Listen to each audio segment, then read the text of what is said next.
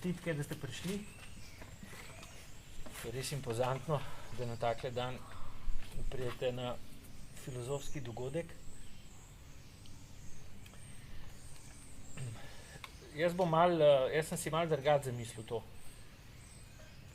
Kot kolegi moji, predvsem precej drugače, kot je včeraj napovedal Tonči, pa verjamem, da mi ne bo zameril tega. Zamislil sem si kot neke vrste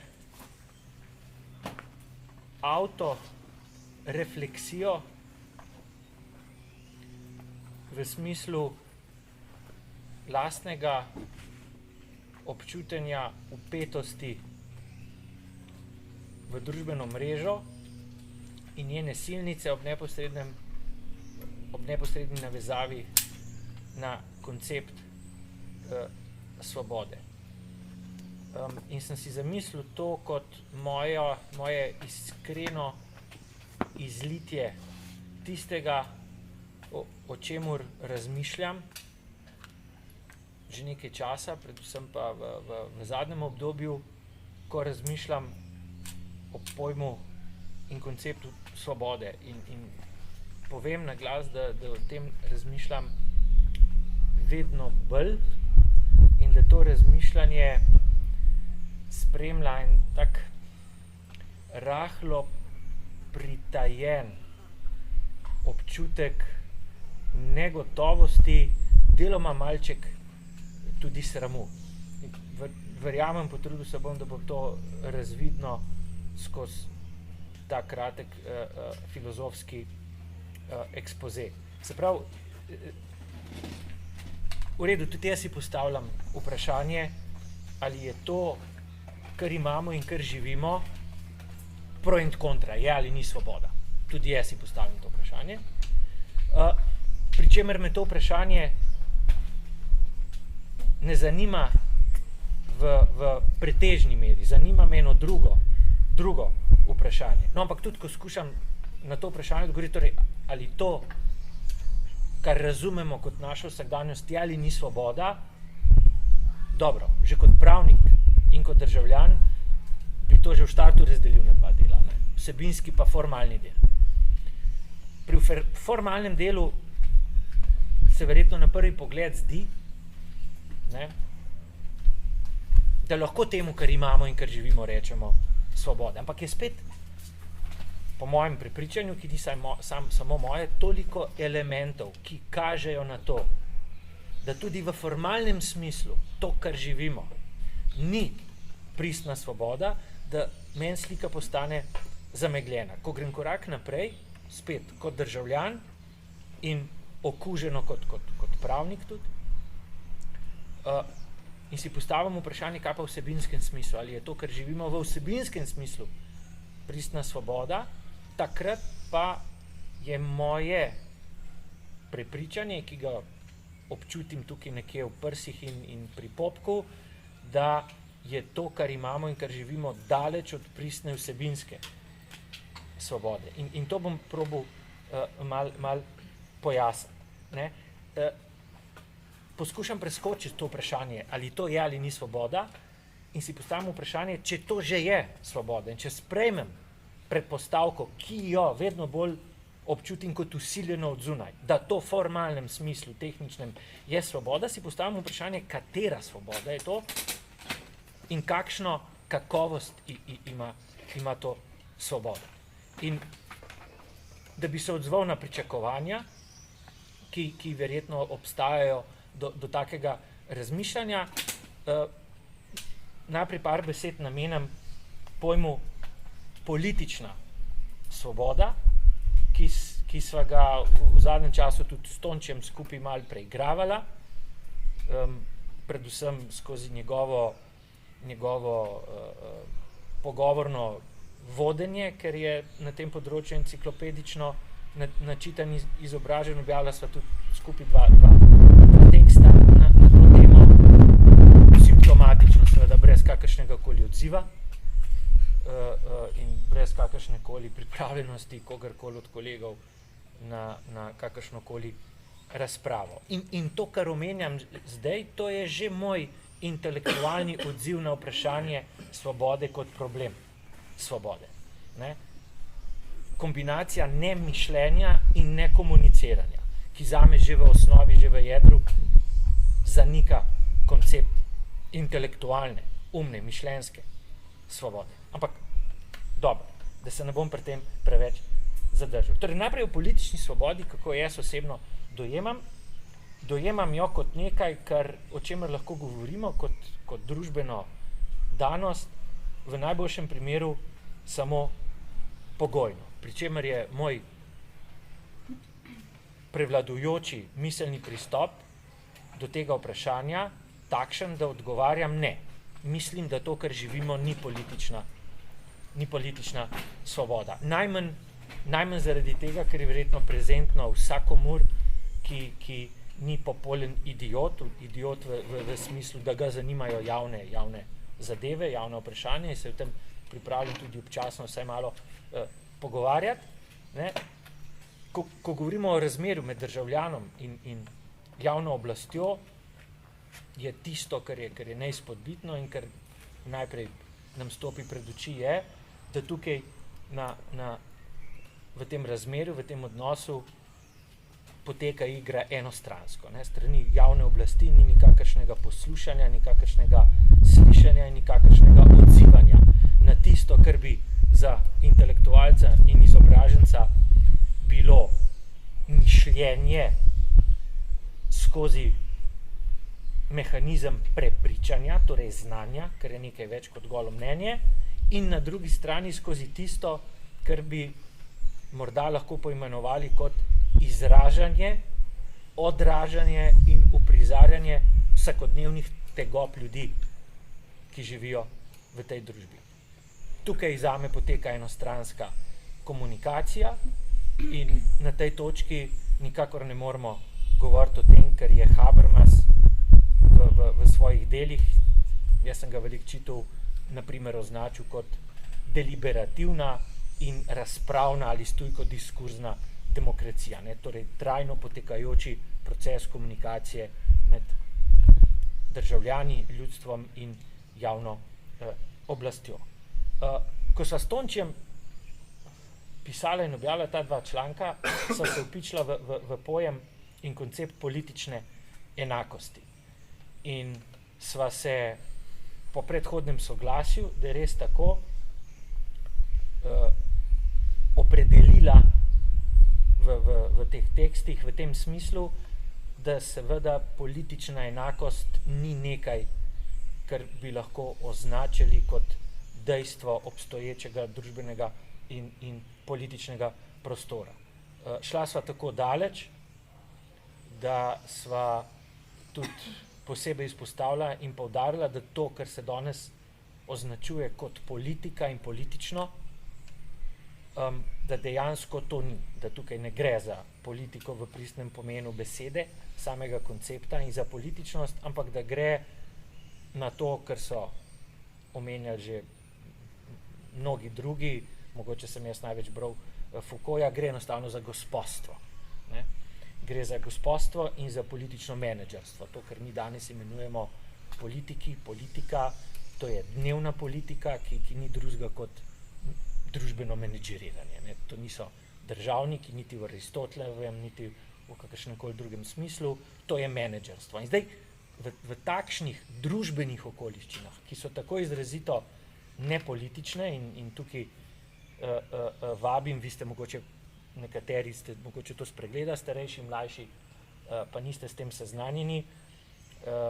Jaz sem malo starejši od večine od vas, no in jaz sem, spomnim se, da sem, ko sem bil na fakulteti in so me takrat te stvari začele razmišljati, ena prvih knjig, s katerimi sem se soočil na začetku študija prava in nisem nikdar mislil, da bomo kdaj prijateljevali, bila Tončeva knjiga Ustvarjanje antipolitike. Jaz mislim, da je prav ta knjiga tudi za nas skupen študij politologije danes še kako aktualna, ker točno za to gre. Tukaj se s Tončem strinjava, gre za antipolitiko, za antipolitičnost. Ne, družbenost, kot so vas že naučili, in političnost ni eno in isto. In zdaj, govoriti o političnosti državljana kot pravnega in političnega subjekta skoraj da ni mogoče, če pogledamo onkraj golega formalističnega procesa volitev. Vse kje pa se kaže politična subjektiviteta v vsakdanjem življenju državljanov kot družbenikov na volitvah. In kaj se dogaja na teh volitvah? Dogaja se neizbira, nemožnost alternativ. Zdaj, tukaj je diskurs lahko zelo zavajajoč. Ni zavajajoč v toliko, kolikor soglašamo, ne, da to, kar se danes ponuja kot politika, je izpraznjeno kakršnekoli vsebine, sploh kakršnekoli kritičnosti. Mladen Dolar, najbrž prvi med slovenskimi filozofi, čeprav mnogo manj znan kot Slavoj Žižek, ko sem na parih predavanjih vprašal, če je najbolj uspešen slovenski filozof, so vsi odgovorili Slavoj Žižek, ki ni nujno najbolj uspešen, vsekakor je najbolj prepoznaven na robu nekega intelektualnega izstradništva. Mlad Dolar kot izobraženec je pa ena posebna kategorija. No, nihče v publiki pač ni vedel, kdo je Mladen Dolar, redki so vedeli, kdo je Alenka Zupančič in tako naprej. Slavoja Žižka pa Jana Plestenjaka so poznali pa vsi. Torej, on je v enem intervjuju, čuditem intervjuju v Mladini, izjavu zapisal, da je sedanji premier Cerar v bistvu briljantno pogruntal, če je pogruntal, morda se mu je samo posrečilo, ampak predvsem je pa dokazal, ne, da za današnjo dnevno politiko ne potrebuješ kakršnekoli vsebine, tudi ne potrebuješ političnega programa. Ne potrebuješ dejansko ničesar. Potrebuješ samo nastop pod fantazmično prizmo neke novosti, če tudi ta novost ni. Potrebuješ skrivalništvo za enostavno razumljive stavke, za prepoznavne besede, kot je na primer v tem primeru bila beseda etika, in potem pustiš stvarem, da gredo svojo pot. In na koncu se ti zgodi državni rekord v številu volilnih glasov, 34%, relativna večina, osupljivo, skoraj da obupno, ampak to je ta realnost. No, na drugi strani te realnosti je pa seveda tudi državljanska lenoba v tistem delu, v katerem bi pa posameznik vendar lahko tudi s pomočjo telekomunikacijskih sredstev, interneta in tako naprej se pa pozanimal in preveril, odkril, ali pa v politični areni vendarle so posamezniki in skupine, ki pa ponujajo, če ne drugega, vsaj v razmislek nekaj, kar bi lahko označili vsebina. Tega državljan seveda ne stori. In tukaj pridemo do temeljne zakonitosti sodobne dnevne politike, ki je verjetno usodna. Vsebina je za dnevno politiko irelevanten element. To tudi lepo opisuje ena knjiga, ki je poljudno znanstvena, zato je zelo lahko berljiva, ampak je sporočilna in se mi zdi študijsko koristna. Naprimer, knjiga, prevedena v slovenski jezik, Pravičniški od Jonathana Haidta. Ta knjiga lepo opisuje, na kakšen način ljudje razmišljajo v odnosu do politike, političnih strank, političnih kandidatov, kaj je tisto, kar se jim vtisne v možgane in kaj je nenazadnje tisto, kar potem neposredno vpliva na njihovo odločitev, da na teh volitvah, na teh lističih pač nekaj obkrožijo. In to je vse, kar je drugega, samo vsebina ni. In samo majhen odstotek tistih, ki se udeležujejo volitev, je takšen, da dejansko tik pred glasovanjem malce premislijo, za koga bodo tam obkrožili, ampak tudi, ko to počnejo v popolni neodvisnosti od vsebinskih kriterijev. Pričakovati ali pa upati, da bi v takih družbenih in sistemskih okoliščinah lahko govorilo o nečem takem, kar je politična enakost, je najmanj naivno, če nekaj drugega. Če bi me vprašali, kakšna je rešitev, nimam pojma, kakšna je rešitev. Sem pa pred časom, ali pa že pred časom, več let nazaj, glasno razmišljal o tem, da glede na to, da v dnevni politični areni prevladujeta samo zvok in slika, pri čemur bi se lahko zvoku odpovedali in bi opazovali samo še sliko in bi ljudje podobno odločali na podlagi simpatičnosti, obrazov, grimas in tako naprej, da bi se lahko odpovedali tudi sliki. Jaz to smrtno resno mislim, da bi se lahko odpovedali zvoku in sliki. In da bi lahko izvedli politično kampanjo, kjer bi mediji simbolično podprli ali pa izkazali razumevanje do naše državljanske politične tesnobe in političnih kampanj sploh ne bi prenašali, ljudem bi samo povedali, da se v nekem trenutku te kampanje odvijajo v studiu. In ljudje bi si predstavljali, kdo nastopa v tem studiu in imeli bi zelo točno predstavo o tem tudi, kaj ti ljudje, ki nastopajo v studiu, govorijo. In ta predstava bi bila verjetno do konca točna, ker itak v tem času nemišljenja govorijo o enem in istem, torej o enem in istem praznem nič, govorijo en in isti prazni nič. Zato tega medijskega cirkusa s prenašanjem političnih kampanj ne bi potrebovali. In še več kot to, ker bi bilo vse prepuščeno domišljiji volivca, ta pa temelji na že dolgoletnem izkustvu, bi pa v tistih majhnih predelčkih, kjer se pa posameznik lahko zmoti, in kjer računa s tem, da pa morda se zgodil šok pri kakšnem političnem soočenju in bi dejansko kdo izrekel kaj pametnega ali konstruktivnega, tukaj bi pa s tem domišljijskim vzorcom predstavljanja, kaj se tam dogaja, pa dejansko upeljali v kampanjsko dnevno politično dogajanje neko novost. To je seveda grozno, da je tako, ampak zagotovo je tako. Zato jaz mislim, da na kratek rok bi dejansko lahko o približni ohranitvi obstoječega sistema, kakršen je, če se saj teoretično odpovemo realni možnosti njegove radikalne spremembe, dvignili raven te demokratičnosti na ta način, da bi se šli žreb. Da bi demokracija dejansko ponovno, kot je že to bilo v zgodovini, pomenila žreb. No in da to ni samo hec. Torej, ko jaz to izrečem, se to ljudem zdi hec. Tudi slovenskim novinarjem se to zdi hec.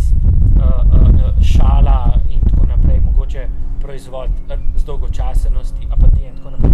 Ampak da ni tak hec, dokazuje in me dodatno prepričuje en intervju iz 32. številke Mladine, 12. avgusta, to je bilo zdaj, z naslovom Volitve niso demokratične. Gre za intervju z belgijskim novinarjem Davidom van Reybroukom in govori točno o tem.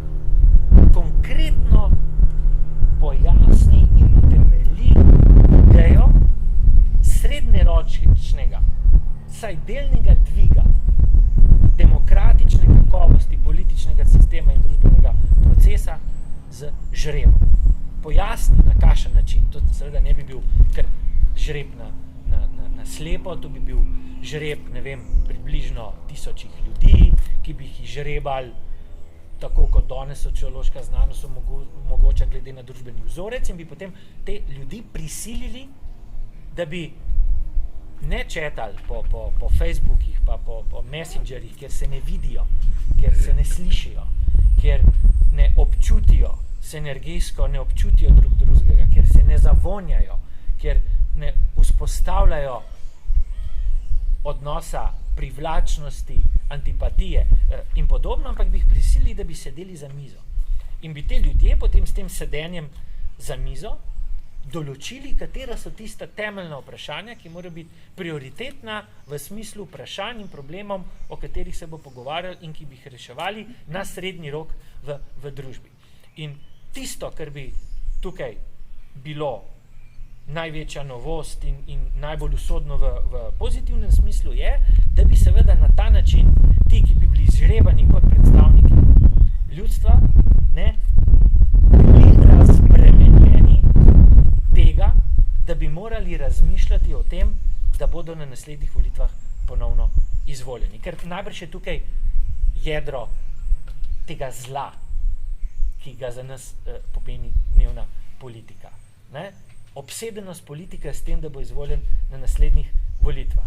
In izvoljen bo, kot dokazujejo izkušnje, če se bo pretvarjal, da je bedak, ali če bo ljudi naslavljal kot bedake. Torej, politiki niso popolni bedaki, in tudi sami vedo, da uporaba vsebine, vsebinskih meril, kriterijev in prijemov ni nekaj, kar jim bo zagotovilo izvolitev, sploh pa ne nekaj, kar jim bo zagotovilo politično funkcionarstvo v smislu zaposlitve za nedoločen čas.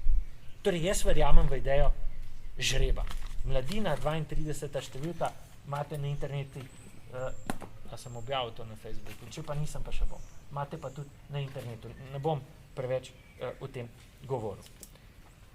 Pravna enakost se mi zdi zagotovo kot eno od vprašanj, neposrednih povezanih z vprašanjem politične svobode.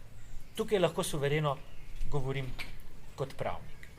In kot pravnik vam lahko iskreno povem, da je stanje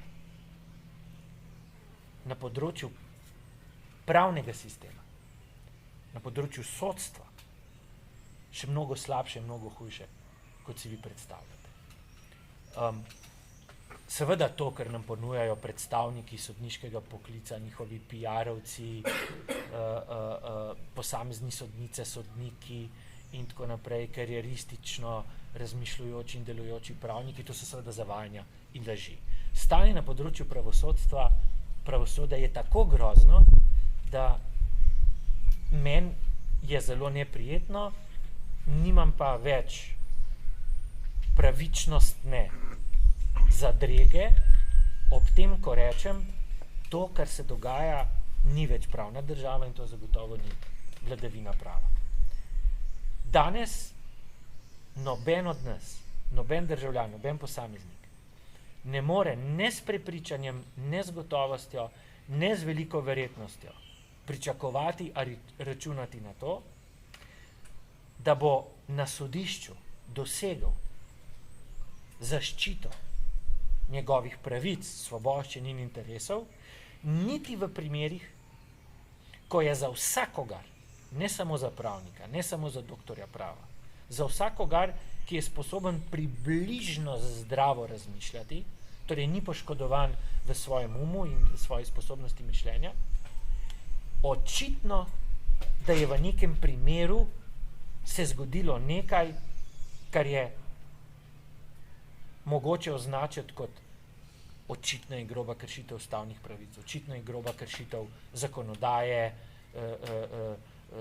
nekega člena, neke uredbe, nekega pravilnika in tako naprej. Torej, tudi pri stvareh, tudi pri zadevah, ki so očitne kršitve, očitna nezakonitost, očitno kaznivo dejanje, očitna korupcija, očiten mobbing v službi, očitna nezakonita odpoved delovnega razmerja, očitna diskriminacija na podlagu spola, očitno seksistično ali drugačno spolje nasilje nad delavko v delovni organizaciji in podobno, ali na koncu te premice očitno protiustavno ali nezakonito ravnanje države. Tudi v teh primerih človek, državljan, ne more več z gotovostjo in prepričanjem in niti z veliko stopnjo verjetnosti pričakovati in računati na to, da bodo sodišča na koncu samo potrdila to, ker posameznik upravičeno že v izhodišču ve, da se mu je zgodila krivica, da je prišlo do storitve kaznivega dejanja, da so mu bile kršene ustavne pravice. To, kar mi, ki spremljamo delovanje slovenskih sodišč, v zadnjem času beremo v sodbah slovenskih sodišč. Vseh, brez razlike, prvostopenjskih, višjih sodišč. In ljubi Marks tudi v odločbah najvišjega rednega sodišča v državi, to je Vrhovno sodišče Republike Slovenije, sploh njegovega civilno-pravnega oddelka, ki odloča v delovnih in socialnih sporih med delavci in delodajalci, to je res pošastno in osupljivo. Kaj tam prebereš? To je tako grozno. Ne? To je že za nas, ki to beremo kot zunanji opazovalci, kot neki strokovni komentatorji, grozno in pošastno. Grozno tudi do te mere, da se bes in jeza, predvsem zaradi nemoči, ker tukaj težko kaj narediš in to preprečaš, meša z enim globokim občutkom žalosti, ki ti včasih, ko bereš sodbe o življenjskih zadevah malih ljudi na robu družbe, ki se komaj preživljajo iz dneva v dan, mlade družine, delavci in tako naprej, ko bereš te sodbe, ki naslavljajo okoliščine njihovih stisk in z njimi ravnajo, kot da sploh ne bi bili ti ljudje človeška bitja, kot da sodniki sploh tega ne bi brali, kot da bi jim bilo malo mar, včasih te tudi prime, da bi zajokal. In potem, ko ti poznavalci potrdijo tvoje prepričanje, da na desetine sodnih primerov konča svojo pot v sodnih mlinih tako, da sodniki in senati sodišč teh spisov niti odprejo ne, da jih niti preberejo ne, da jih sploh ne zanima, kaj tam noter piše. In da se to isto zgodi potem tudi pred ustavnim sodiščem, takrat si na robu tega, da boš zapadel v neko globoko osebno stisko, tesnobo, apatijo, ker veš, da ne moreš ničesar učinkovitega narediti. Lahko tem javno govoriš, če te bo kdo poslušal, če si sam pri tem govorjenju, te bodo itak imeli za ekscentrika, za eksota, ki malce pretirava in bi rad predvsem šokiral za to, da bi lahko čim več javno nastopal. Torej, če nimaš podpornikov in resnih sogovornikov niti v svoji stroki, ne, potem ostaneš dejansko brez moči. Lahko to vprašanje naslavljaš na predavanjih, časnih televizijskih prispevkih, v člankih, ampak to nikogar ne zanima. No, lahko nekaj storiš, nekaj koristnega lahko storiš. Ko pride k tebi človek, ki je doživel to pobalinskost, to zločinskost v sodnem sistemu in pride k tebi kot k osebi, ki v njegovih očeh si deležen nekega zaupanja, nekega spoštovanja in ti reče, lejte, jaz vem, da nič več ne morem, da so sodne poti končano, jaz bi rad samo od vas slišal, ali imam prav, ali se motim, ali je moj tako močno poškodovan, da lahko že govorimo o izgubi mišljenjskega in intelektualnega zdravja, ali pa živim v sistemu, kjer se lahko dogajajo take krivice, tako pošastne krivice, da to človeški možgani to težko sprejmejo. In ko jaz to preberem in mu odgovorim, da imate prav, take pošastne krivice se dogajajo in točno to se je zgodilo tudi v vašem primeru, ti ta človek, ki je tako zelo na robu zaradi te osebne življenjske sodne zadeve, da gre za vprašanje preživetja, pogleda v oči in reče hvala, ta odgovor mi zadošča, to sem od vas hotel slišati, kajti nujno za to, da bom preživel v tem sistemu je, da od nekoga, ki mu verjamem in zaupam, tako kot vam, slišam, da ni moj tisto, kar je poškodovano in kar ne deluje, ampak da je sistem, ki je tako počasten, tako pozverinjen in ne deluje več. In potem ljudje si zataknejo za klobuk to krivico in nekako z njo živijo naprej. In se oprimejo na to rešilno bilko, na vero, da niso poškodovani v svojem mentalnem zdravju, ampak da so pač žrtve sistema, ki je takšen, kakršen je. To je zelo težko sprejeti, ampak tako je in dokler to odloča, včasih tudi o tem, bo človek preživel ali ne, a se mu bo zmešal ali ne, ali bo mogel iti v psihiatrično ustanovo ali ne, ki se mu je to zgodilo, potem na neki točki celo dobiš občutek, da si za ljudi bolj koristen, kot si kadarkoli mislil, seveda si pa take koristnosti ne želiš, ker na dolgi rok in množično ne pomeni kakršnekoli otepljive.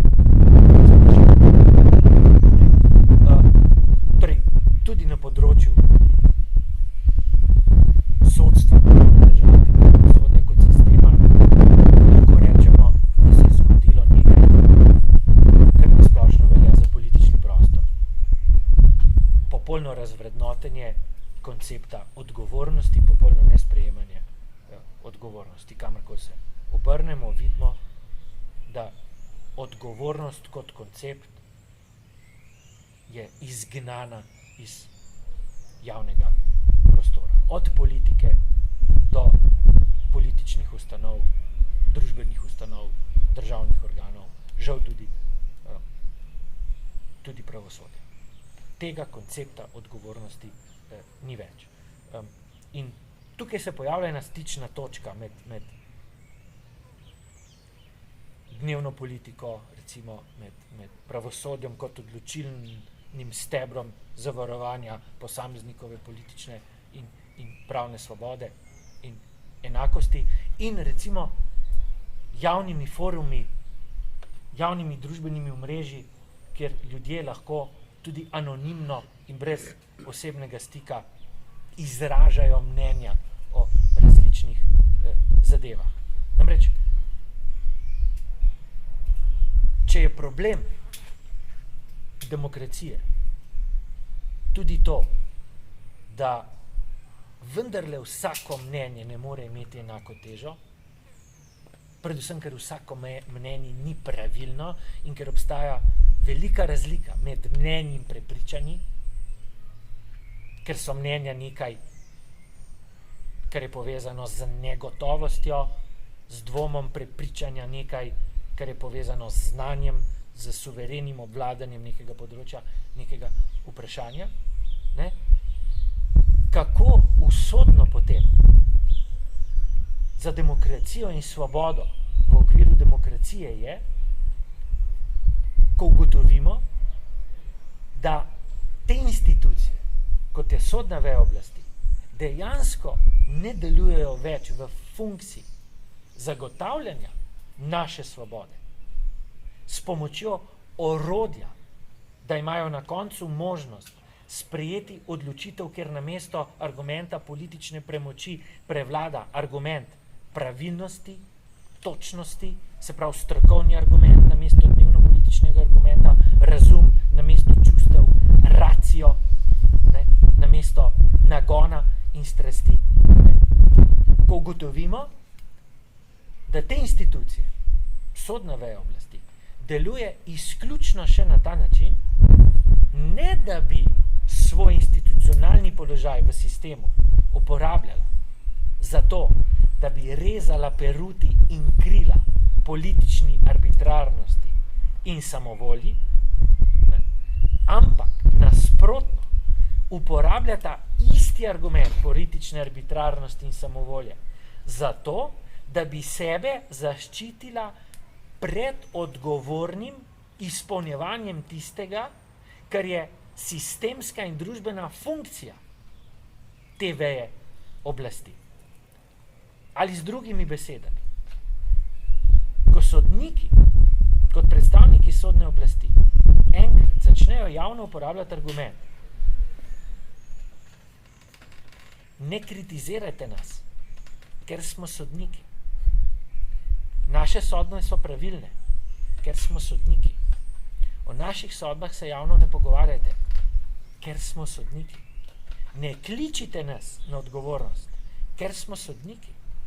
Ko enkrat predstavniki sodne veje oblasti začne uporabljati argument, da ni odločilno, ali so njihove sodbe strokovno, pravno pravilne, ampak se je treba zadovoljiti z dejstvom, da te sodbe obstajajo in so bile sprejete in veljajo, imajo pečat brez prizivnosti in pravilnosti, zato ker so sodniške, potem jaz mislim, da je s tem v družbi v celoti zanikan koncept svobode, če ga razumemo in mislimo skozi elementa politične enakosti in pravne enakosti kot enakopravnosti, ker v pravu moramo govoriti o enakopravnosti, ne dobesedno o enakosti. Torej, ko lahko vsak predstavnik sodniške funkcije reče, moja sodba je pravilna, ker je to moja sodba, jaz pa sem sodnik, je brezprizivna in se v njeni pravilnosti sploh ne sprašujemo več.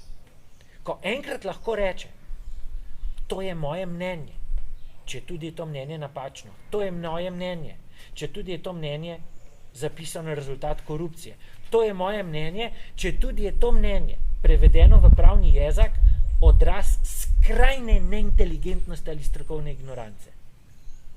Potem mislim, da v takih družbenih okoliščinah ni izpolnen osrednji predpogoj, da bi lahko vsaj učinkovito, konstruktivno razpravljali o tem, ali je svoboda nekaj, kar je v vsebinskem smislu obstoječe v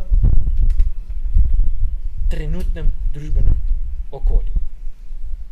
O tem se bomo pogovarjali. Mene je zelo presenetilo, da so dopustili se pogovarjati o tem na dnevi slovenskih pravnikov v Portorožu, kjer smo mlajša generacija pravnikov predlagali eno sekcijo prav o tem, kje je meja, ko lahko predstavnik sodne veje oblasti reče, to je moje mnenje, to je moje strokovno pravniško prepričanje, in na drugi strani to, čemur nikdar ne moreš reči, to je moje mnenje, to je strokovno prepričanje, ker kdorkoli, ne samo pravnik in sodnik, nikdar ne more imeti tako pravno deplasiranega ali v enostavnem človeškem izrazju tako butastega ali nebutega mnenja. Zapisano sodno.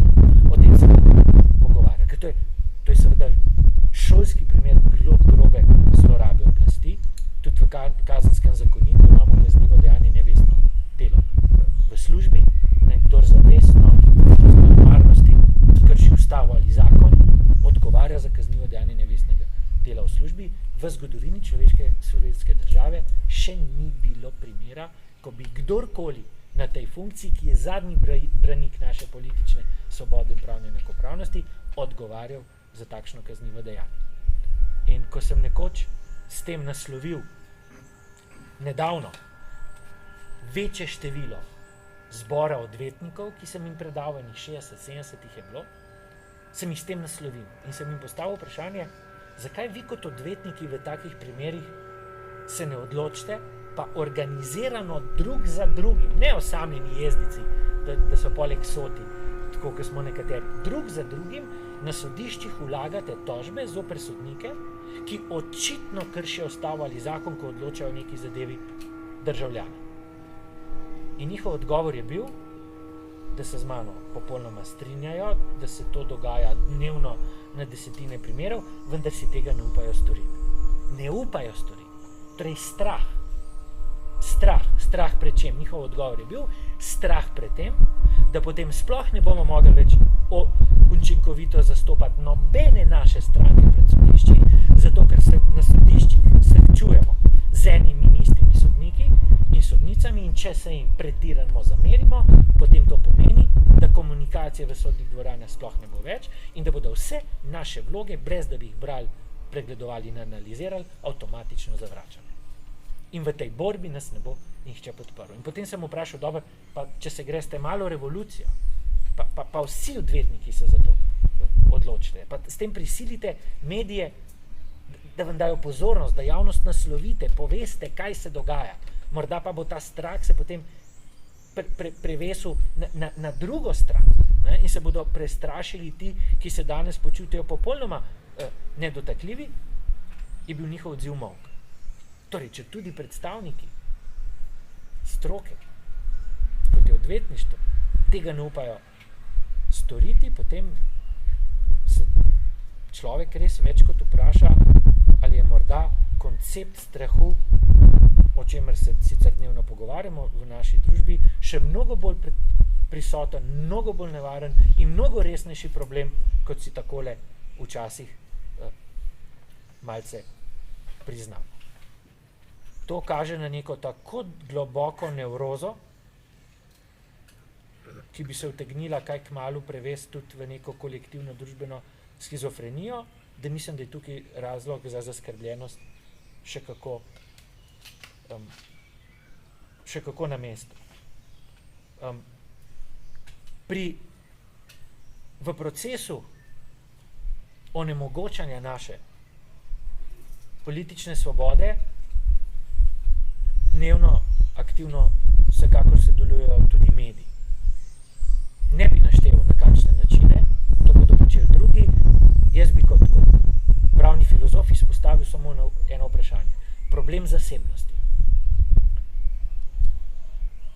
Torej, v družbi, kjer je zasebnost ali zasebnost kot intimnost posameznika v tako intenzivni meri dana na pladen, pred oči, postavljena pred oči javnosti s pomočjo medijev, mislim, da v taki družbi o svobodi posameznika ni mogoče govoriti, predvsem ne o tisti svobodi, ki pomeni svoboda posameznika v razmerju do drugega posameznika in do drugih ljudi. Torej, svoboda v medsebojnem odnosu. Človek, ki je oropan zasebnosti, ali dobesedno, na ta način, da nekdo direktno vdre v njegovo zasebnost, ali oropan zasebnosti na ta način, da zasebnost kot intimnost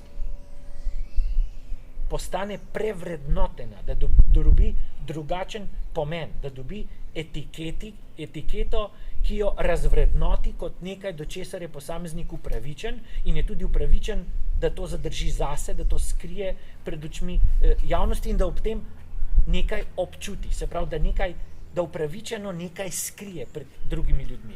Ko je ta koncept zasebnosti do te mere razvrednoten, da zgine oboje, potem se lahko upravičeno vprašamo, ali v takšni družbi sploh še obstaja svoboda, če je ta svoboda razumljena in more biti razumljena kot svoboda posameznika v odnosu do drugih ljudi. Mislim, da je odgovor na to vprašanje ne. In potrditev, da je odgovor na to vprašanje ne, sem dobil tudi vsem to priporočam. Zame odlični knjigi, po mojem knjižnem okusu je dr. Bernard Nežmah v Mladini v recenziji upravičeno označil z 5 zvezdicami Umberto Galimberti o ljubezni. In točno to naslavlja. Točno to vprašanje naslavlja v 10. poglavju, ne, in govori o tem, ne, torej govori o homologiranju intimnosti, ne, in govori o tem, da je človek oropan in pravice občutiti sramoto pred drugimi, ki je glavni, zadnji varovalni mehanizem pred neželjenimi vpogledi v osebnost in da je zasebnost kot taka zaradi načina delovanja javnih medijev do konca razvrednotena. In tukaj v nekem stavku pravi, ko si sile konformizma in izenačevanja prizadevajo, da bi postavili vse skrivnosti na ogled in bi bil vsakdo vsakomur na očeh, da bi odstranili vsako ponotranjenost kot oviro, vsako zadržanost kot izdajo, da nikomur ne bi dovolili živeti in delati v hišah in uradih brez steklenih sten, vsako prostovoljno razkazovanje samega sebe, pa bi samodejno razglašali za izraz iskrenosti, če ne celo duševnega zdravja, se resničnost ujema s Heideggerjevim izrekom, da se je to, kar je grozno, že zgodilo. Kajti popolno izenačenje celotne družbe, vse do zaupne notranjosti posameznikov, je nekaj strahotnega. Jaz mislim, da je s tem razkrojen osnovni predpogoj biti svoboden v odnosu do drugih. Ok, ker sem že predolg, bom tele stvari, ki imam tukaj še napisane, preskočil. Galimbertija res ponujam v bravje, tako kot vsem mladim kolegom, ki bodo delali v akademiji ali pa prevzel profesorske vloge, predlagam branje Galimbertijeve knjige Grozljivi gost, mladi nihilizem. Ko sem jaz to knjigo prebral, sem močno spremenil pričakovanja do študentk in študentov in svoj odnos do njih v smislu, ki mislim, da je pozitiven, ampak o tem zdaj ne bi govoril. Preskočil bom tudi univerzo. Samo 2 stavka bi povedal. Jaz močno dvomim, da je razmišljujoč človek, ki je hkrati ali pa si prizadeva biti intelektualec, izobraženec in razmišljujoče bitje, da upravičeno podvomi v svojo svobodo pri tem početju, tudi pri akademskem početju, če to počne v okolju, kjer je prvič vsebina skoraj nepomembna, drugič, kjer gre za okolje, ki je v celoti prevzelo neoliberalno tržno logiko, tretjič, če gre za okolje, kjer je tako malo motivacije in vzpodbude k ustvarjalnosti. Jaz v tako svobodo, da počneš karkoli, tako rekoč želiš, vendar brez učinka, primernega učinka, ali da samo navidezno počneš tisto, kar želiš, ker v bistvu to, kar počneš, moraš početi v okviru, ki ti je vnaprej določen. Ta okvir pa ni vsebinsko začrtan, ampak je birokratsko, formalistično začrtan. Izpolnjevati moraš določene točke, objavljati točno določene tekste v točno določenih revijah, ki jih nihče ne bere, nikogar ne zanima, kaj tam piše. Važno je samo, da sta 2 recenzenta podpisana, da se to piše v Cobiss.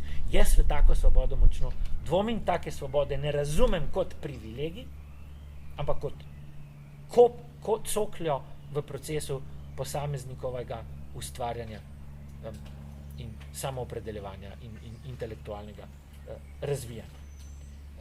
In potem se človek vpraša, če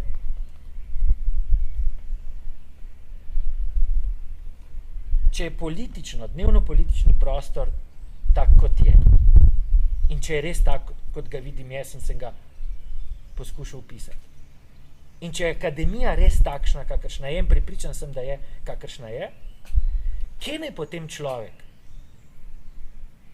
doživlja tisto, kar je pa zanj kot duhovno bitje in za njegov ustvarjalni značaj, potencial odločilno, in to je vznesenost oziroma transcendenca. Kje naj to doživlja?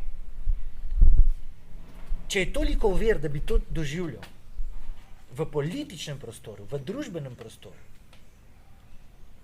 v akademiji ali še kje druge, in če je tudi intimnost do te mere ogrožena, da jo ogrožajo silnice, o katerih čudovito piše Galimberti, kaj potem preostane drugega kot substance, droga, komaj da nadzorovan šport, poln pretiravan in spolnost. Kje druge naj posameznik, če ne želi biti povsem izoliran od socialnega prostora, doživlja transcendenco in vznesenost. In ti modri filozofi in misleci javno postavljajo vprašanje, ali ostane še kaj drugega kot spolnost, v kateri pa spet ne gre niti za ljubezen, niti za čustvenost, ampak gre za enostavno za izražanje nagonov in strasti v smislu želje po telesu druge osebe, ne po osebnosti druge osebe, po njeni enkratnosti, edinstvenosti, ampak toga, topa, mesenost, želja po telesu. O tem govori Galimberti tudi v tej knjigi. In jaz mislim, da ni mogoče se pogovarjati, niti misliti problema svobode, brez da bi hkrati se zatekali v psihologijo in v nevroznanost. Nevroznanost, ki nam na tej točki, do katere se je razvila in razvija se predvsej uspešno, lahko odgovori na vprašanje, zakaj ljudje, posamezniki in skupine ljudi mislijo, čutijo in se vedejo tako, kot se vedejo, kaj se dogaja z možgani. Danes, ko je mogoče z aparaturami preverjati aktivnost posameznih delov možganov človeka ob njegovem soočanju z različnimi zunanjimi impulzi, nam to omogoča dati odgovore na vprašanje, o katerih smo lahko pred leti samo še sanjali. In zdaj, če zaključam, verjamem, da se ne izognem konceptu morale, verjamem, da je približno tako, kot je rekel Konfucij, ko je dejal, da ljudi ne moreš prepričati v to, da bi delali dobro, da bi bili dobri, lahko jih pa v to prisiliš. Podobno Zygmunt Bauman v knjigi, skozi katero se prebil sem se že skozi njegovo kolateralno škodo, ki jo priporočam v branje. V knjigi Postmoderna etika pravi, prvič, to, kar se danes promovira kot morala, pravi, to ni morala, to nima nobene veze z moralo in moralnostjo. Pravi drugič, moralnost nikdar ne more biti univerzalna, nikdar ne bo, nikdar ni bila. In pravi, vse, kar je na voljo človeku, je samo to, da on uporablja orodja, ki mu omogočajo, pomagajo pri tem, da bi sam iz dneva v dan bil nekoliko bolj moralen. In zdaj za zaključek, ko razmišljamo o svobodi posameznika kot takšni, ne, in o tem, kako svobodne so moje odločitve, vsakodnevne odločitve, v meni močno prevladuje dvom, ampak ta dvom, pozitiven dvom, koristen, konstruktiven dvom, ki mi omogoča, da sem bolj buden in bolj pozoren in da poskušam presegati tisto, kar mislim, da bi lahko predstavljalo neko vedenje, neko mišljenje, s katerim bi se zadovoljil. Recimo problem navad. Ko študiram psihološko literaturo in se soočam z problemom človeških navad, spoznam, da sem v svojih ravnanjih zaradi navad, ki sem jih izoblikoval, mnogo manj svoboden, kot bi si želel biti. In se poskusim naučiti, kako navade, ki jih pravijo psihologi ne moreš spremeniti, lahko jih samo zamenja z novimi, kako te navade zamenja z drugimi navadami, ki mi bodo omogočilo bolj polno, bolj kvalitetno življenje v smislu razumevanja in občutenja samega sebe. Pa ni treba, da je to, ampak lahko je tudi to pripomoček temu knjiga od Renate Salecl o izbiri ali pa Charlesa Duhiga Moč navade. Imamo prevedena zelo zanimiva in koristna dela v slovenščino, ki mogoče namenjamo premalo pozornosti. Ali pa v ljubezni. Ne? Ko berem psihološke in psihoanalitske razlage čustva in ljubezni in spolnosti in to od Galimbertija in kakšno drugo in še enkrat več trčim v spoznanje, kako smo ujeti svojih želja, strasti in tesnob, ne? In v kolikšni meri so te gospodar nad našimi odločitvami, ki jih imamo samo za navidezno svobodne, močno podvomi v svoji svobodi, ampak sem vesel tega dvoma, ker vidim, da kljub problemu na področju politične svobode in družbene svobode, obstaja še veliko manevrskega prostora, da lahko samo izobraževanjem in samo razvojem samega sebe povzdignem na stopnjo človeškega bitja, ne, ki sam sebi, zaradi zavedanja, kaj je tisto, kar ga ovira in omejuje, zagotavlja z njima v dan nekoliko večjo svobodo. Ali pa svoboda intelekta. Ne.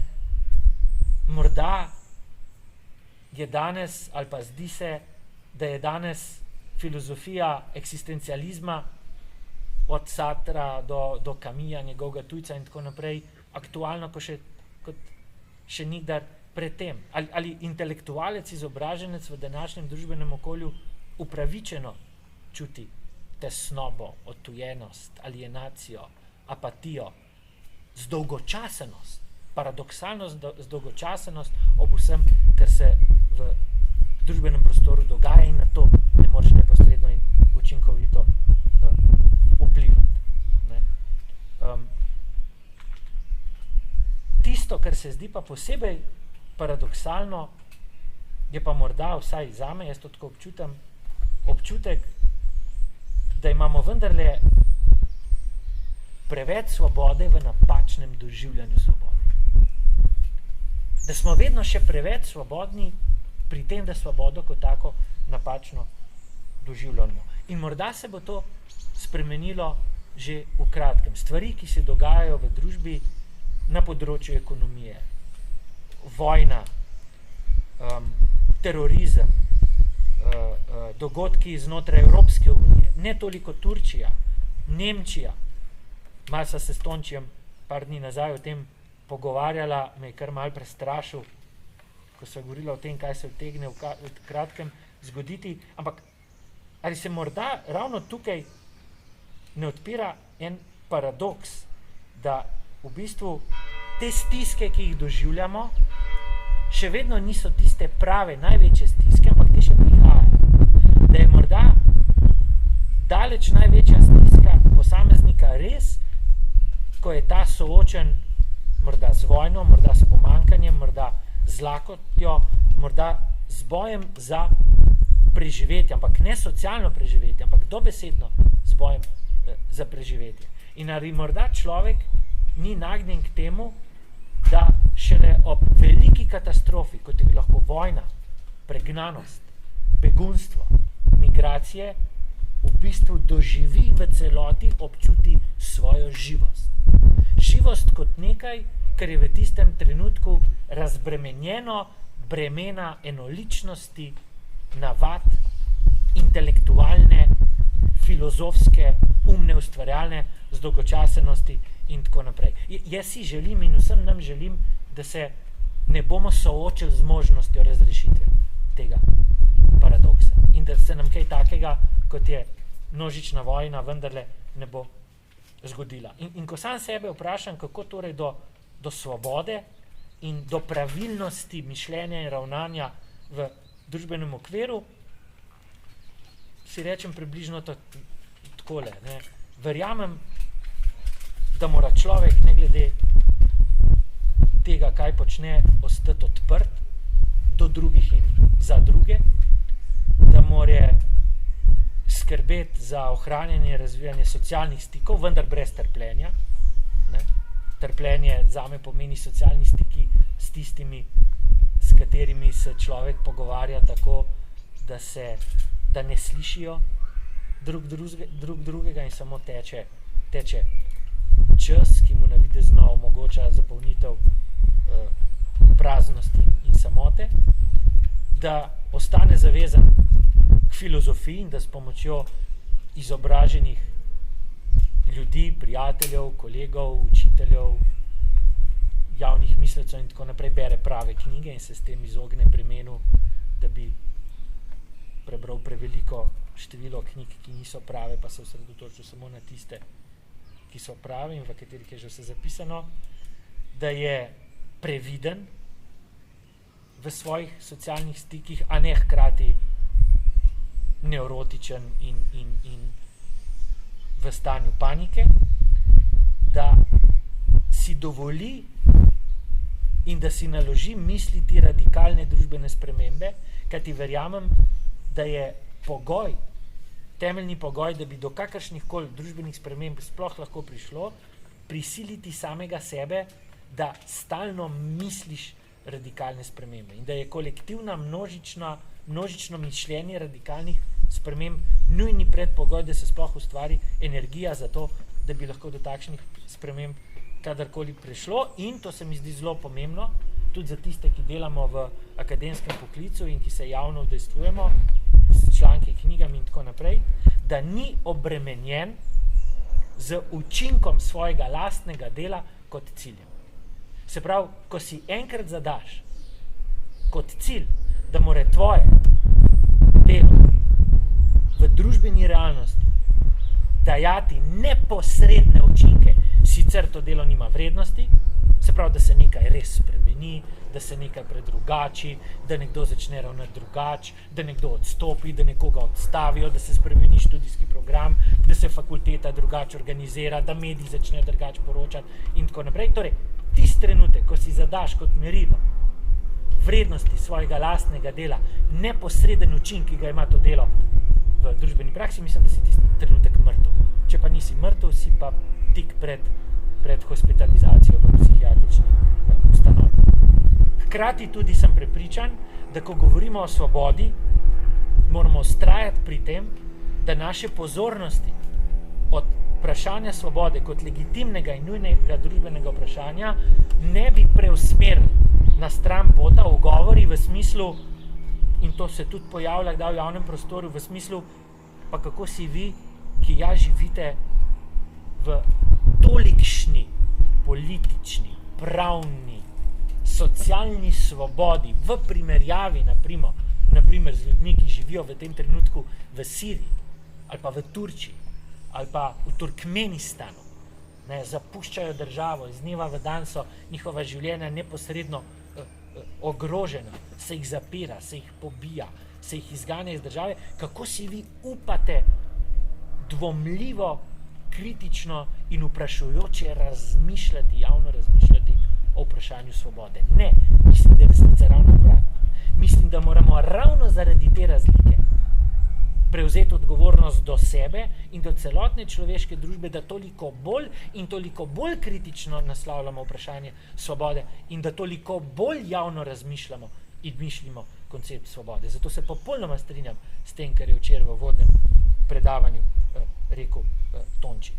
In še ena zadnja stvar, mislim, da bi bilo dobro za vsakega posameznika, da bi prevzel breme samoizobraževanja in se s pomočjo teorije vsaj približno naučil ali pa izboljšal svojo sposobnost zaznavanja psihopatov v javnem prostoru. Mislim, da je to lahko zelo koristno. Samega sebe s pomočjo literature naučiti nekaj tistih osnovnih veščin, ki ti omogočajo prepoznati, da je sogovornik ali človek, čigar dejanje opazuješ ali izjave poslušaš, enostavno psihopat. Mogoče je primerna knjiga za to od Johna Ronsona, The Psychopath Test. Jaz sem si jo naročil iz Amerike in prebral. Ker se vse prevečkrat zgodi, da ljudje enostavno pod krinko, ki jo psihopati zelo dobro nosijo v javnem prostoru, ker so toliko inteligentni, da vedo, kaj človeška ušesa hočejo slišati, kaj človeške oči hočejo videti, kako biti všečen, kako biti šarmanten in tako naprej s pridom izkoriščajo. In statistika neposredne udeležbe psihopatov v gospodarstvu in v politiki strmo narašča iz leta v leto, morda celo iz dneva v dan. In na koncu moj čist politično-filozofski sklep, jaz sem prepričan, da tudi ko gre za svobodo, predvsem pa za politično svobodo, da nikakor ne gre brez potrebe po reguliranju in nadzoru države. Tako kot socialnost in socialne države in socialnih pravic, to je pa morda neko klasično levičarsko stališče, brez močne države, močnega državnega aparata, ne dnevne politike, ampak države kot take, kot mehanizma, kot koncepta, ni mogoča ne svoboda v politični organizirani družbi in ne socialnost te družbe. In to je nekako okvir, v katerem jaz razmišljamo o pojmu in o konceptu svobode in priznam, da imam mnoga vprašanja, imam mnoge dvome, ne bi pa si upal reči, da bi lahko ponudil kakršenkoli zaključek ali konkreten odgovor na konkretno vprašanje problema svobode tukaj, zdaj in danes. Kako ga zagotoviti na kratek rok. S tem imam pa težave, tega pa ne vem. Ok, s tem bi končal. To je to.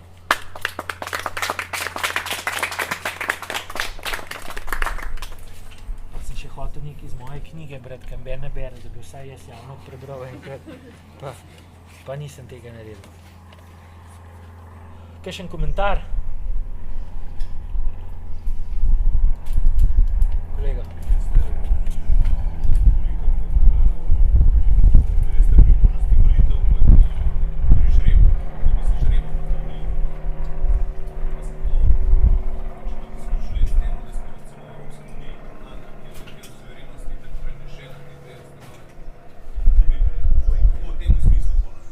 Ne vem, to zame predpostavlja precej radikalno spremembo politične organiziranosti na nacionalni in na nadnacionalni ravni. Ampak kar se tiče suverenosti, hvala, da ste me spomnili na to vprašanje. Torej, moj predlog je, da suverenosti kot besede v političnem jeziku sploh ne bi več uporabljali. Suverenosti ni, ne obstaja. Absolutnih monarhij, monarhičnega absolutizma ni več. Bog je umrl. Edin izraz, ki je po mojem prepričanju relevanten za politično retoriko, je izraz avtonomija. Ne? Tudi recimo suverenost ljudstva. Ne? To je koncept, ki je neobstoječ. Jaz o tem pišem v knjigi, ampak brez kakršnega koli odziva, tudi pri profesorjih prava. Ne? Če vi greste danes gledati učbenike ustavnega prava, tam še vedno piše oblast ljudstva ali suverenost ljudstva. To je tako, kot bi rekel hruška ali jabolka. Ne? Eno je čisto drugače od drugega. Obstaja samo suverenost naroda, ki omogoča vzpostavitev države, in takrat naprej govorimo o ljudstvu, ki je več kot narod, to so vsi, ki imajo prebivalstvo, in ljudstvo ni suvereno. Suveren je tak, ki je najvišji, brezpriziven.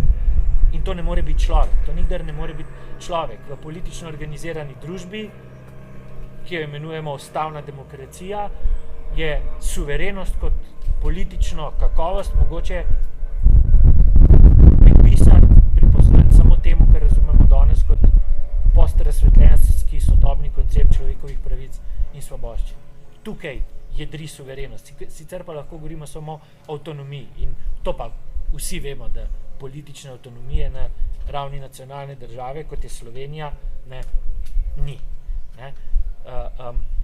Ampak o tem bi se mogoče vprašanju jutri kaj več pogovarjali na tisti okrogli mizi, a demokracija od zgoraj na vzdolj, a od spodaj na vzgor. Meni se sanja ne grem tako daleč, kako bi to na nadnacionalni ravni, ampak če se me pa vpraša za idejo, ne, se mi pa ta ideja zdi dobra in hkrati se mi zdi, da je ta ideja uresničljiva, ja, da na ravni nacionalne države ta ideja je uresničljiva. Zagotovo je uresničljiva na lokalni ravni. Ne. Jaz sem pristaš širjenja lokalne avtonomije in lokalne samouprave, ker mislim, da je tudi demokracija kot neposredna demokracija možno samo na nižjih lokalnih ravneh, pa tudi na regionalni ravni. In mislim, da je Slovenija kot nalašč primerna za to, da bi se šli pristno, kakovostno demokracijo na lokalni in na regionalni ravni. Ampak seveda ne v tem obstoječem stanju duha, akademije, politične nekulture, nemišljenja in tako naprej. Ampak nacionalna raven bi to omogočala in samo po sebi to še ne bi ogrozilo stabilnost sistema javne ekonomske, politične in socialne in gospodarske oblasti na nadnacionalni ravni. Šlo bi samo za način uresničevanja tistega polja avtonomije, ki nam je pač ostal. V državi hkrati bi se pa lahko poigravali tudi z mislijo o izstopu iz kakšne organizacije. Saj danes vemo, da država ne bo in ne more biti izolirana od zunanjega sveta, če ta država poseduje tisto, kar ta zunanji svet zanima. In v jeziku, v dobi ekonomije in tehnologije vsaka državica poseduje tisto, kar zunanji svet zanima, od ekonomije, financ, kulture, morja, naravnih bogastev in tako naprej. Tako da to je.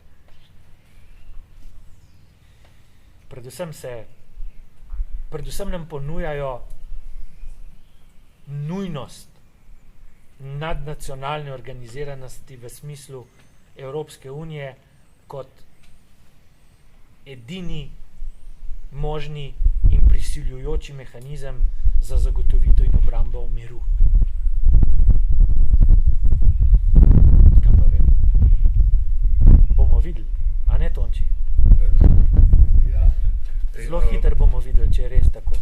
Ali je to branik ali grožnja?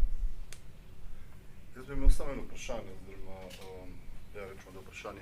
Govoril si o vprašanju navad, pred konci tega. Navad. O vprašanju navad, kar mi je bilo malo čudno formulirano v tem smislu, da si rekel, da je problem človeških navad s tem, da si manj svoboden, če imaš neke navade, ne? Ampak tega ne razumem, ker v smislu, kakšna bi bila tukaj svoboda? To bi bila svoboda od samega sebe. Pa ne razumem, kakšna svoboda. Ja, točno, ta se mi zdi ključna. Svoboda od samega sebe. Svoboda od samega sebe. Kako to razumeš? Kaj bi to pomenilo? Ja, čisto enostavno, ne? Če je res tako in verjamem, da je tako, ker nas to učijo psihologi, ne? Da imamo na eni strani ima človek navade, ki se jih niti ne zaveda. Neka rutinska ravnanja, ne samo ravnanja, tudi rutinska mišljenja, so tudi čustvene navade, ki se jih ne zaveda, jih ne ozavesti kot navado, ker pridejo v njegov avtomatizem. Na drugi strani pa v tisti trenutek, ko se jih zave, se sooči z veliko težavo, kako se ubran pred svojimi lastnimi navadami. Navada je lahko način razmišljanja o neki zadevi, način opravljanja poklica, način, kako dan začneš, na kaj prva stvar pomisliš, a si nagnjen pozitivnemu ali negativnemu, odnos do ustvarjalnosti, do samoorganiziranosti, do načina opravljanja dela, odnos do drugih ljudi, komunikacija, stik in tako naprej, odnos do žensk, ne nazadnje, način ravnanja v medsebojnem razmerju, odnos do spolnosti. Se pravi, navada, želja, strast, sla, nagon, pričakovanje. To so neki čustveno-psihološki koncepti, ne, ki neposredno določajo in uokvirjajo, ukalupljajo človekovo ravnanje, brez da bi se človek tega zavedel kot takšnega in brez da bi o tem sploh razmišljal. In potem prideš v nek ustaljen vzorec, mišljen, občuten in ravnan, ki ga sprejemaš kot samoumevnega, vanj ne dvomiš, če tudi se ti ob tem porajajo neprijetni občutki, občutiš nezadovoljstvo, tesnobo, nesrečo ali še kaj drugega, pomanjkanje ustvarjalnosti, zdi se ti, da bi moral nekaj spremeniti, imaš tudi občutek, da bi lahko nekaj spremenil, ampak točno ne veš kaj. Na to mislim, ko to rečem. In ko prideš do točke, ko se oddaljiš malo od političnega sistema, pa socialne sfere, pa se ukvarja sam sabo, pa si rečeš, dober, mislim, da bi bilo dobro, da bi to spremenil. Ne? Pa ni treba, da je tako, lahko pa je tudi tako banalno, kot je kajenje. Banalno, ok, zdaj bom pa to spremenil. Ja, porka duš, prideš do točke, ko ugotoviš, da je tisto, kar se ti zdi najbolj banalno in za kar si mislil, da je najbolj stvar tvojega svobodnega odločanja, tvoje avtonomije in da je res v tvoji neposredni moči, ker je odvisno od tvoje glave, tvojih oči, tvojih rok, tvojih nog, tvojega telesa, da je v bistvu to skoraj da enako težko ali še težje spremeniti, kot če bi se v parlamentu lotil spreminjanja zakona o volilnem sistemu. Na to sem mislil. In ko s pomočjo psiholoških dognanj in nevroznanstvenih dognanj razmišljam o tem, kako se človek vede in zakaj se tako vede, zakaj tako občuti, zakaj tako razmišlja in zakaj se jaz tako vedem, kot se vedem, zakaj tako komuniciram, zakaj tako občutim, zakaj se na določene ljudi in dogodke na določen način odzivam, zakaj imam tak odnos do žensk, zakaj imam tak odnos do kolegov, v bistvu ugotovim, da je veliko tistega, kar mislim, da je moja avtonomna, svobodna odločitev dejansko ujetost v samega sebe. In da rabim pomoč, znanje in praktično delo za to, da bi to spremenil, da bi se iz tega izvil in bi dejansko šele šel na pot, da bi lahko postal svoboden. Ne bi ratelu popolnoma neznosno življenje, če bi kenso navade in se moglo vsem razmišljati, odločiti. Ni to tisto, kar nam realno olajša, da smo svobodni. Ne, jaz ne govorim o tem, da jaz govorim o tem, da te... Navade spet nečesa ne spremeni z vidika svobode, tako pa te druge navade honijo, ne? A res ne spremeni. Ne? Recimo brezdelje pa zdolgočasenost. Recimo, da človek zapade v brezdelje in zdolgočasenost. To je lahko posledica, rezultat neke navade. Ni nujno samo, da je lahko tudi tesnoba posledica, rezultat neke navade. Navada je lahko posledica razvajenosti. In krog je sklenjen. Si v nekem trenutku svojega življenja, na neki točki, v nekih odnosih, nekaj počneš. In zdi se ti, da bi bilo dobro, če bi saj nekaj od tega počel drugače. Pa ne veš, kako bi to storil. Ne veš, kako bi samega sebe pripravil do tega, da bi nekaj počel drugače. Da bi nekaj razumel drugače, da bi se na nekaj odzival drugače. V redu, morda nekaterim postane kristalno jasno, kaj narediti v taki situaciji. Nekateri o tem sploh ne razmišljajo. Celo življenje. Nekateri intenzivno razmišljajo in se podajo na pot razreševanja te uganke. Nekateri obiščejo psihologa. In jim ta z asistenco, z veščino, pogovorno veščino, pomaga prepoznati vzorce, vzvode in posledice njihovih lastnih ravnanj. In jih postavi na pot spremembe. Naprimer, jaz sam sebe zalotam v zdolgočasenost in brezdelju. In sam sebi tako na živce, da bi si nekaj naredil. Zdaj mi je zelo enostavno v nekaj minutah se izviti iz teh krempljev. Tistega, kar je pa nekoč bila neka navada, s katero sem se malce teže soočal. Sem rabil več časa, več dela, več vprašanj postaviti, z več ljudmi govor, da se mi je pred očmi premaknilo nekaj, kar zadeva samega sebe. Sploh na področju medosebnih odnosov, na področju ljubezni, na področju seksualnosti. Če smo mi ujetniki, kot psihološka bitja, kot čuteča bitja, ki imamo telo in osebnost. Ne? Pravi Galimberti, Bog je drugačen, ker nima telesa, živali so drugačne, ker nima osebnosti. Če imamo to oboje in če je bistvo tega, kar smo, bistvo naše človeškosti, da smo seštevek v svojih ravnanjih navada, plus želja, plus strast, plus nagon, plus prepričanje, plus pričakovanje. To je neki povsem psihološki mehanizem. In je me tako težko se soočati s temi procesi v naših lastnih glavah in prsih, potem si postavi na neki točki človek postavi vprašanje. Prvič, ali je politična in socialna svoboda neposredno odvisna od teh procesov v naših možganih, ki nam dajejo pristni ali pa vrljivi občutek avtonomnega in svobodnega odločanja. Drugič, če ni neposredno odvisna, v kolikšni meri je odvisna.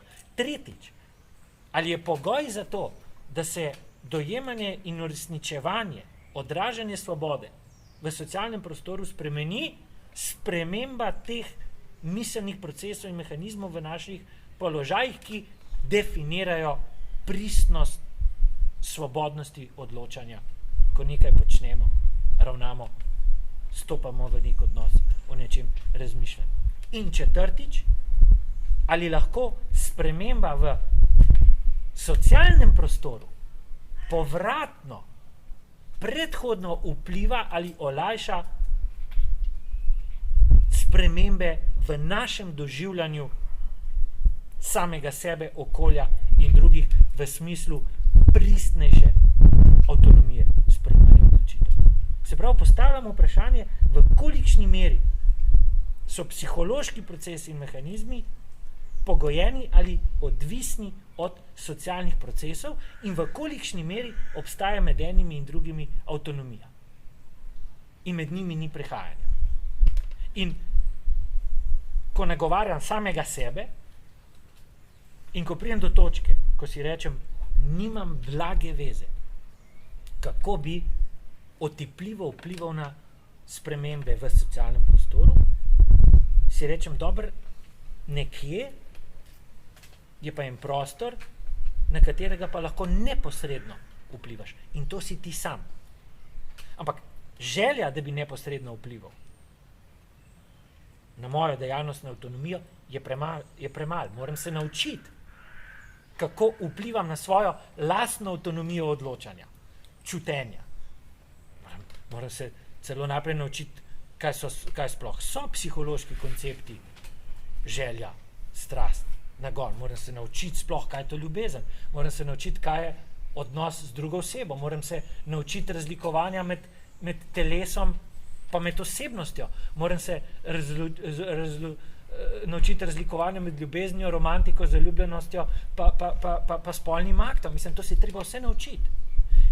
In potem na neki točki si človek lahko reče, dober, pa morda malo manj po zunanjosti, pa večji umik v notranjost z željo in ciljem izpopolnjevanja samega sebe. Z upanjem, da ko boš pri sebi dosegel neko spremembo, boš morda z drugačnimi očmi ugledal tudi socialno okolje. Ne nujno, da bi se ti zdelo lepše, ampak morda s tem, da se drugače nanj odzoveš, da mu dovoliš, da v negativnem smislu nate manj usodno vpliva in morda, tretjič, da tudi prideš do neke ideje, kaj bi pa temu socialnemu okolju zdaj lahko novega ponudil, ker mu nisi ponudil predtem in bi morda pa to lahko povzročilo neke pozitivne posledice. Na to mislim. In tukaj mi stvari niso jasne, tisto, kar mislim, mi je jasno, tisto, kar mislim, da mi je jasno, da teh stvari med sabo ne moreš izolirati. In tisto, kar mislim, da mi je jasno, da je to, da imam še ogromno manevrskega prostora za ukvarjanje svojo lastno avtonomijo in svobodo odločanja, ogromno manevrskega prostora, da je to nujna pot, ki jo moram kot posameznik prehoditi in ne nazadnje, da je prav to tista pot, s katero bom, če bom na tej poti odgovoren in uspešen in marljiv in odločen in ustrajen, da je točno to tista pot, s katero bom zaradi odnosa do samega sebe povratno okolju, ki me obdaja in drugim, s katerimi stopam v stik, dal največ. Ne?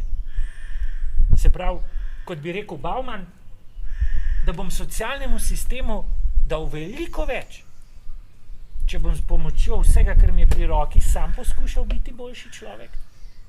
V moralnem, v duhovnem, v ustvarjalnem smislu, kot pa, če se bom usedel za pisalno mizo, pa ne pisal tekst, pa šel v parlament, pa bi rekel, prinesel sem vam najboljši primer volilne zakonodaje, kar smo jo kdaj imeli v tej državi.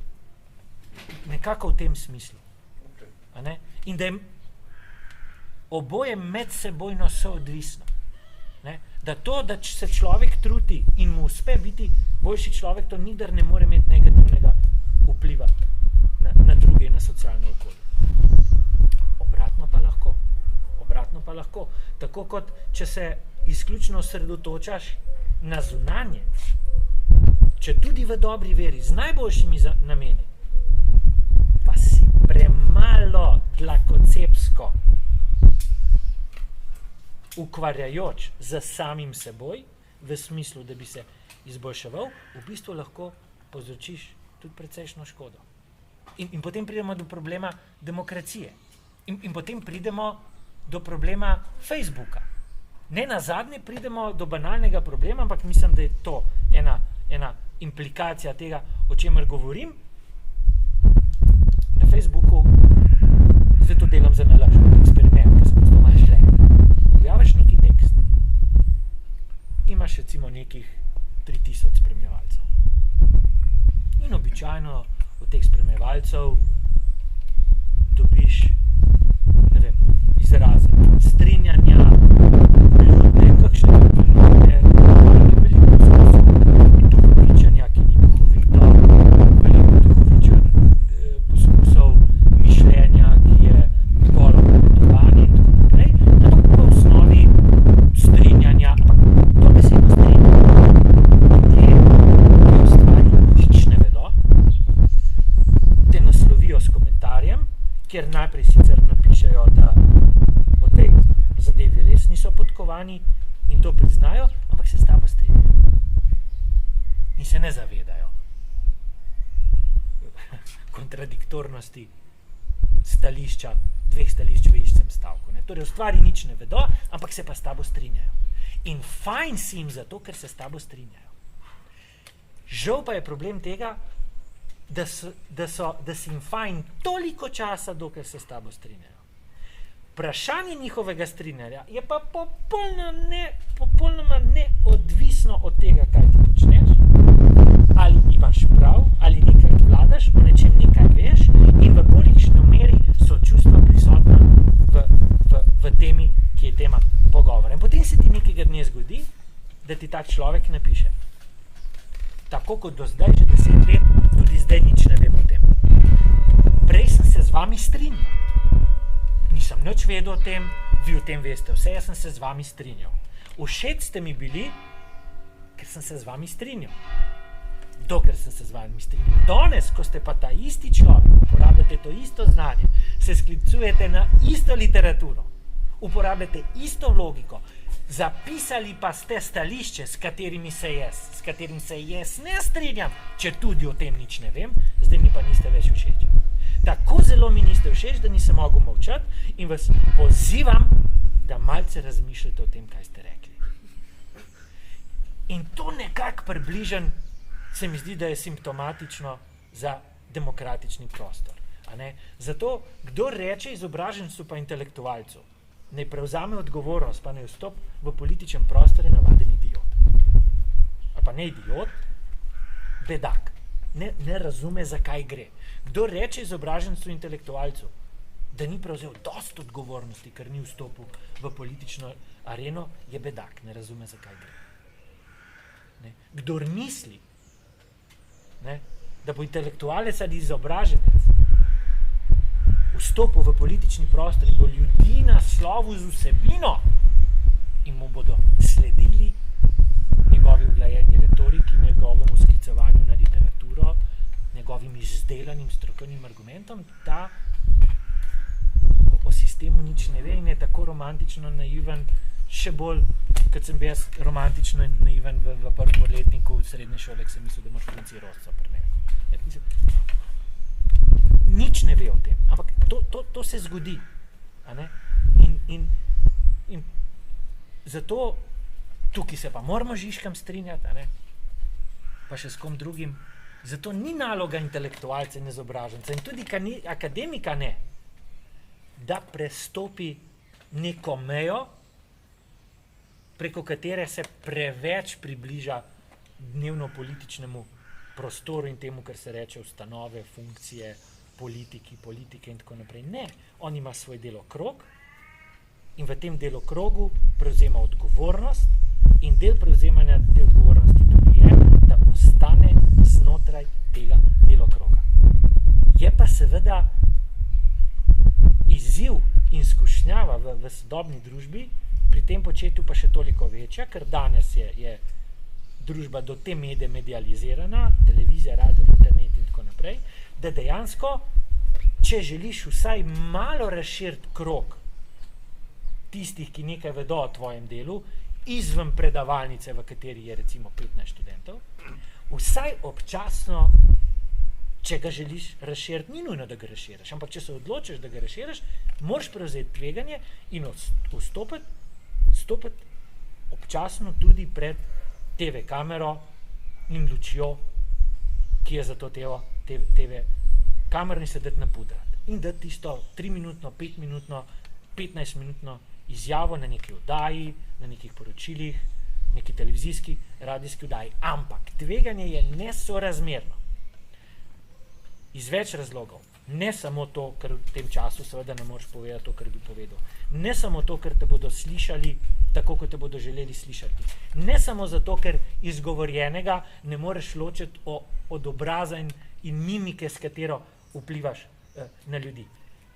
Tudi zaradi tega, ker od tistega trenutka naprej razvrednotiš vse ostalo svoje delo, ker ljudi, tisti, ki jih naslavljaš na ta način, absolutno ne zanima, kdo si, kaj si v življenju napisal, kaj si objavil, koliko knjig imaš, koliko člankov imaš, kolikokrat boš predaval na konferencah, pa poletnih šolah, koliko videoposnetkov tvojih predavanj bo na YouTubu. Zanimaš jih samo kot figura, ki je tistih 7 minut nastopala v neki televizijski oddaji.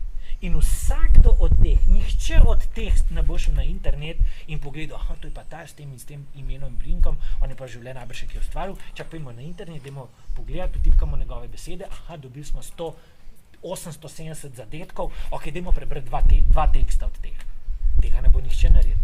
Za te ljudi boš od prvega do zadnjega trenutka samo ta figura, ki je tistih 10 minut nastopala na televiziji.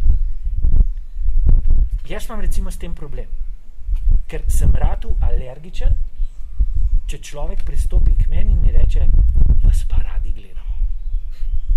Jaz bi, se razumem, da ne mislijo slabo, ampak jaz bi tako kričal na te ljudi. Jaz bi tako na njih vpil, pa briga mene, če me, ki preberete, ali ste knjigo kupili, ali berete članke v časopisih, ali vas kaj zanima. Nehite me gledati. Nočem, da me gledate. Hočem, da me berete. Ampak ne bojo, ker jih to ne zanima. Čim greš dlje od tega? Recimo to, da gre meni to na živce, zdaj imam samo 2 možnosti. Prva je, da mi neha jeti na živce. V naravi sem tak, da mi ne bo nehal jeti na živce. Druga je ta, da neham z vsakršnim javnim nastopanjem. Je penti, da se mi zdi, da sem preveč nečimeren pri narcisoiden zato. Kar pomeni, da sem v tem smislu en navaden blefer. Najprej do samega sebe. Ali pa tudi jaz nepoboljšljiv naiven romantik, ki upa in verjame, da če se bo na to temo 20krat razburil, javno, da bo morda 32 od tistih, ki samo gledajo, se pa odločili, pa bojo šli na internet, pa bojo vtipkali, pa bojo nekaj prebrali. Najbrž ne bojo. Ja, ampak veš kaj, mi smo pol ure čez. Veš kaj, samo zaradi štrbenca, ker zdaj bi mogli, ne vem, 10 minut nazaj bi mogli začeti. Ok, dajte, ampak... Če ga ni, dokaj pride, pa prvega se bomo... V redu, dajte... Ja, mogoče pa v zoni čaka. Morda, grem jaz polijati, dajte ne 15 minut, tako da... Ja. Mislim, je bilo to približno jasno, ker sem... Približno. Zdi se mi, da si šel iz tiste ravni, o kateri si govoril, v kateri si se v glavnem dotikal zadeve politike, prava, na nek način družbe, da si šel v psihologijo in psiho. To se mi zdi zelo simptomatično in kar se razumevanje svobode namreč tiče, hkrati zelo goljufivo, nevarno. Namreč, gledano stališča zgodovine, je, kar se tiče svobode, zadeva daleč od tega, da je bila psihološka zadeva. Ampak je zelo banalna zadeva služen spad.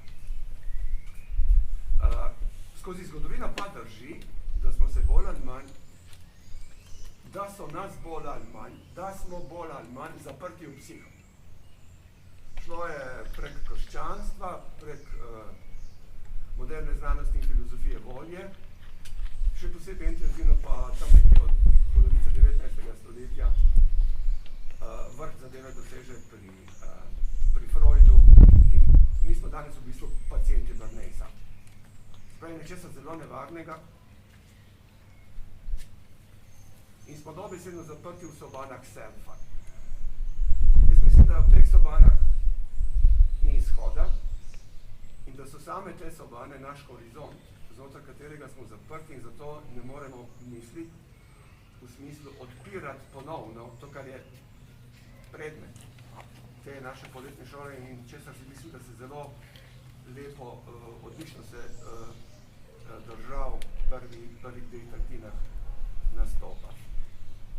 In da je ta glavni problem to, da in ko sprejmemo teren svojega premišljevanja, bivanja, mišljenja in tako naprej, psiho, se pravi te notranje labirinte, iz katerih ni izhoda, so nastavljeni, sproducirani so, naštancani so in to je naša kletka.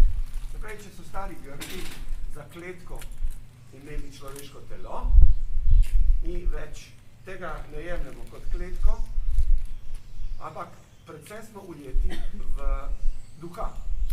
To več seveda ni duh, ampak to je neka mehanika, ki je PR-ovsko tudi s pomočjo neuroznanosti inštalirana. Tista točka, ki se mi zdi ključna v tej izpeljavi tvoji, in zato sem se hotel navezati na to, kar te Primož vpraša, je zadeva navad. Na točki navad se mi zdi, da je moč drugače tematizirati zadevo. V smislu, da bi kazalo iti ven iz sebe. Če napadeš navade, skušaš spreminjati navade, se moraš vprašati, odkot pa to spreminjaš navade sebe samega, odkot izgovarjaš to in misliš. Odgovor je samo eden, to je self. Ta self je družbeno skonstruiran. Nič slučajno, nič naravno, nič samodejno. Pač pa zelo natančno skonstruiran v 20. stoletju. Za 19. stoletje lahko drugače, mislimo 18. ravno tako. Pa koliko bolj se prebijamo skozi 20. stoletje, še posebej po iznajdu evroznanosti, ni nobenega dvoma, da gre za nekaj takega, kar je moč imenovati programiranje. Torej, problem je, kako imeti opravka s programiranostjo. Tvoja pot je sprememba navade. To je ena možnost. Jaz mislim, da obstajajo druge variante. Sprašujem, samo na glas sprašujem. Jaz bom sugeriral drugi način premisleka. Jaz mislim, da je najbolj pomembno priti ven iz sebe. Vrško se pusti sojami ujesti vsebstvo, si v bistvu na krščanskem spidu, ki se glasi mea culpa, mea massima culpa.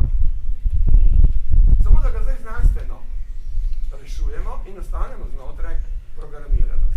Skratka, sama ta programiranost, da se ti zadevo želje, je tisto, kar se ujamemo in sami reproduciramo, ne da bi kako drugi obsledali. Ne pa kako pritve. Omenil si, jaz mislim, upravičeno, dva tipa, ki sta putnila, predvsem v to tam nekje v 30-ih in 40-ih, se pravi, v dobi velike depresije, hkrati velike vojne, to sta seveda med drugim Sartre pa Camus.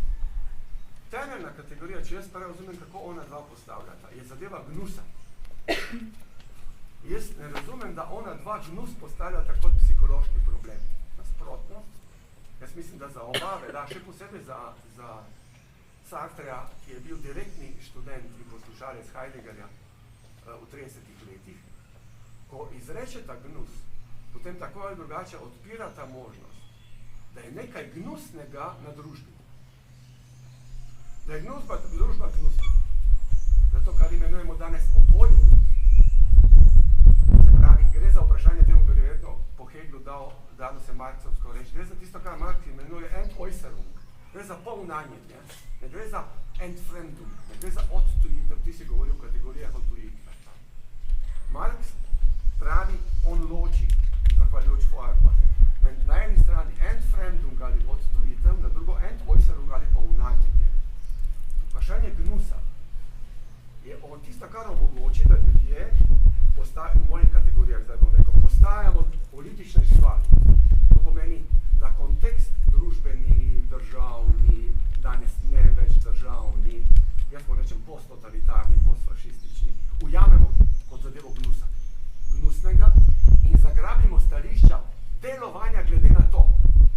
da rijemo in kopljemo po samih sebi in se dokončno zakopljemo v takšnih ali pa drugačnih histerijah, šizofrenijah in skratka, da postanemo pacijenti psihologije.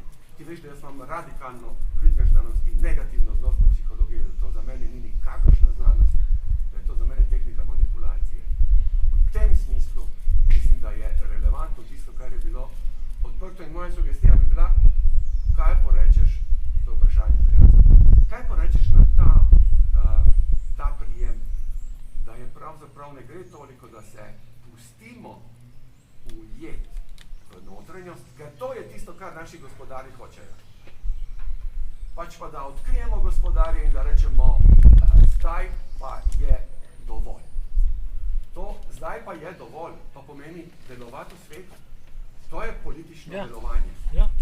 Drugače pa mislim, da zelo sladkobno, zelo lahkotno, zelo easy, zelo ljubeče, še posebej, če zadeva podprta z različnimi sladkarijami, tipa positive thinking, kot je zadeva New Age in tako naprej. Mislim, da se ujamemo v svojo lastno kletko. In zdaj poanta, ta lastna kletka, selfa, če hočeš, je bila zelo zgodaj, tam nekje na začetku 20. stoletja strani Freuda odkrita kot tista kletka, v kateri mi nismo gospodari.